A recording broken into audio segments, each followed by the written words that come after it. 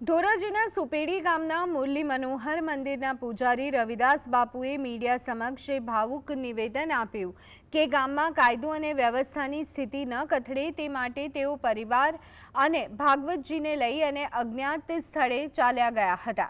તેમણે સ્પષ્ટ કર્યું કે ભાગવત ભગવાનનું અપમાન તેમનાથી સહન ન થતું હોવા છતાં પોલીસ તંત્રને શાંતિ જાળવવામાં મદદરૂપ થવા તેમણે મંદિર છોડવાનો નિર્ણય કર્યો। જો કે હવે તેઓ ફરી સપરિવાર મંદિર પરત જઈ રહ્યા છે અને સુરક્ષાના કારણોસર તેમણે ધોરાજી પોલીસને લેખિત અરજી કરી બંદોબસ્તની માંગ કરી છે।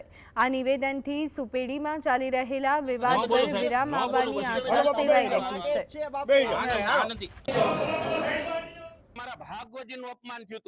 ભાગવતજીનું અપમાન એટલે સનાતન ધર્મનું અપમાન। આ અપમાન સહન ન થતા હું મારા પરિવાર સાથે 1 મહિના દિવસથી આ ભ્રમણમાં એટલે કે આ સનાતન બચાવવા માટે અને સુલહ અને શાંતિ જળવાય એ માટે હતો, પણ હવે પાણી માથા ઉપરથી વહી ગયું છે।